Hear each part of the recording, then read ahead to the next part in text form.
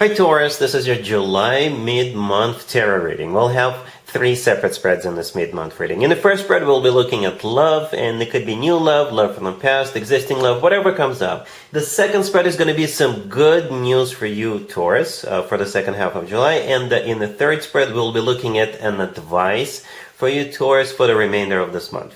Please like, comment, and subscribe to support this channel.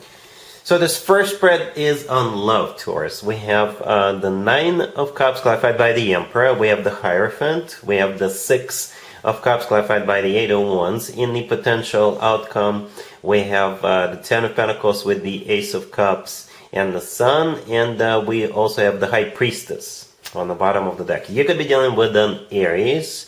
We also have Leo, maybe a water sign, Cancer, Scorpio, Pisces, Cancer and Pisces in particular, but we also have Taurus. We have you here. So here's the deal. This actually qualifies as an existing situation. It also qualifies as somebody coming back from the past, and it also qualifies as a new situation. That's why I do love spreads separately in my weekly readings. So here's what I'm gonna do. I'm gonna focus on the scenario where this is a new person, but you two are gonna go to someplace you've been before. You're gonna go someplace together where you've been before. All right. So let me interpret this real quick. We start with the 9 of Cups clarified by the Emperor. The Emperor could be an Aries you're dealing with, but the Emperor could be like a boss figure or figure of authority. Alright, the 9 of Cups is a card of a wish come true. It's also a card of some kind of an event. In some tarot decks, in the 9 of Cups, people are sitting around the table and celebrating and enjoying a meal. In some other tarot decks, in the 9 of Cups, people are standing around and celebrating. So for some of you, you could be getting to know this Emperor a little more at some kind of an event or some kind of a gathering, some kind of a function, right? Where the Emperor is a figure of authority, a boss figure, or someone like that, right? The 9 of Cups is also, like I said, a wish come true. I don't know if I've already said it, but the 9 of Cups is a wish come true, right? Perhaps this person, if you've been looking for someone like the Emperor, maybe your wish is going to be granted, Taurus, in the second half of July, because the Emperor, it could also be somebody who is definitely a marriage material. The Emperor often comes through as a future husband, future spouse figure, future significant other figure. The Emperor's got their crap together. The Emperor's got everything going for them. The Emperor is somebody who is very resourceful, who is very well established. All right, so if you've been wishing for someone like that, maybe your wish is being granted. The Hierophant right next to the 9 of Cups, it's actually you, Taurus. It's your major arcana card. It's also a card of something formal and official, or even traditional, like something religious, something educational, something spiritual. But since this is your reading, Taurus, I assume that's you. But keep in mind that the Hierophant could be everything that I just mentioned. Alright, so it's always a good sign to have your own major arcana card in your own reading. We also have the High Priestess on the bottom of the deck. Could be a water sign you're dealing with, but the High Priestess could be a card of maybe, it's a card of your own intuition, Taurus. Perhaps your intuition is going to kick in and tell you that the Emperor is everything you ever wished for. Right? At the same time, the High Priestess could be a card of a secret. It could be a card of a secret. So perhaps in the early stages of this connection, you guys you're not gonna make it official. It's just gonna be, you're gonna keep it under wraps for whatever reason. Maybe this person is like a boss figure, and maybe it could be considered by some a little inappropriate for two people who work together or who are in the same industry to get involved or something like that. So in the early stages, you may keep it under the wraps. Alright, and then we have the 6 of Cups clarified by the 8 of Wands. The 6 of Cups is a soulmate card. Alright, so this person is your soulmate card. But at the same time, the 6 of Cups is a card of something or someone from the past. However, since the 6 of Cups showed up a bit late in the reading, I assume you could go somewhere together with this person, somewhere you've been before. And by going, I mean literally going, right? The Eight of Wands clarifying the Six of Cups could be a card of literally going somewhere. It's one of the fastest cards in the deck, and it often comes through as a card of literally traveling. But at the same time, the Eight of Wands is also the Cupid's arrows card. All right, so yeah, in the potential outcome, we have the Ten of Pentacles with the Ace of Cups and the Sun. The Ten of Pentacles is a card of a rock-solid commitment to marriage. This is a card of when people have money in the bank, when people buy real estate together. The Ace of Cups in the middle, yeah, it's the most loving ace out of all four aces. The Ace of Cups is true, genuine, authentic love. The Sun could be a Leo you're dealing with, but the Sun is a card of clarity. So you guys will be crystal clear about the fact that you could definitely have it all together. Right, and besides that, the Sun is the happiest card in the deck. There's also a child in the Sun card riding a horse, so keep that in mind. So yeah, from what I see, you guys definitely can make it happen. There's that element of the past with the Six of Cups. I think for most of you, it will play out as maybe you guys are traveling someplace you've been before.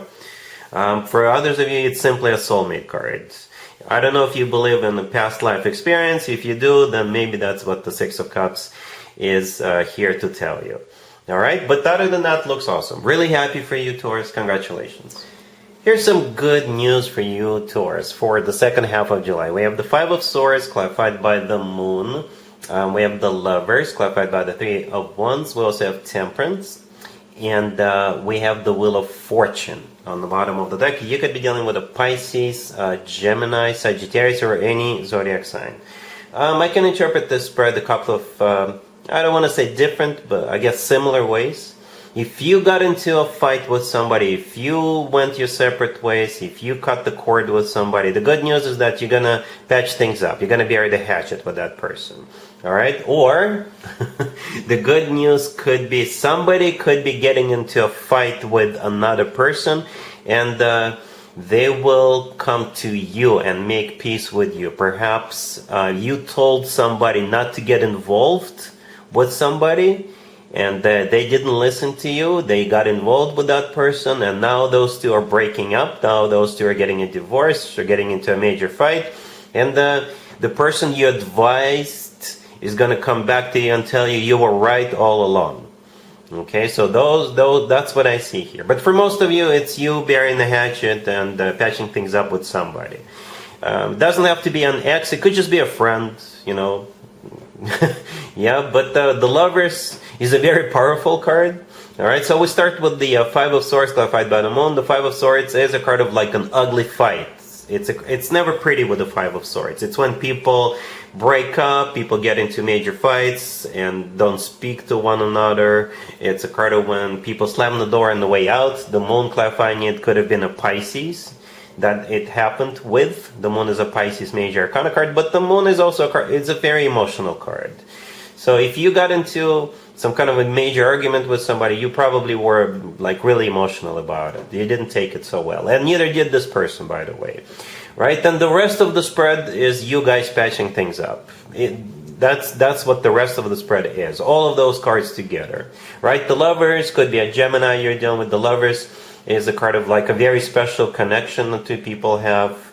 Right? The Lovers is also a card of a choice. Right? So the choice is to patch things up. The Three of Wands clarifying it is a card of somebody who knows what they want.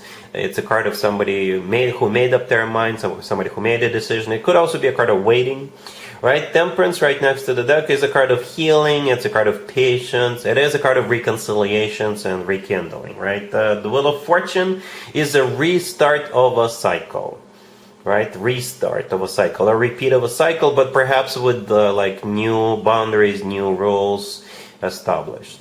So the good news, yeah, you're reconnecting with somebody here. All right, cool. Here's an advice for you, Taurus, for the second half of July. We have the King of Pentacles, clarified by the Page of Cups. We have the Three of Pentacles. We have the Two of Cups, clarified by the Page of Pentacles. And we have the Knight of Pentacles on the bottom of the deck. You could be dealing with a fellow Earth sign, Taurus, Virgo, Capricorn. So let's talk about assumptions real quick. I assume the King of Pentacles is somebody coming your way. But for some of you, it could be you. You could be the King of Pentacles. But just to make it easier for me to interpret, So we don't take forever to interpret, or we don't have too many scenarios. I assume the King of Pentacles is somebody coming your way. It's a business offer or a job offer. It's a collaboration offer. That's what they want to do with you. They want to collaborate with you. And the advice for you is to give it a shot. Give it a shot. Accept the offer.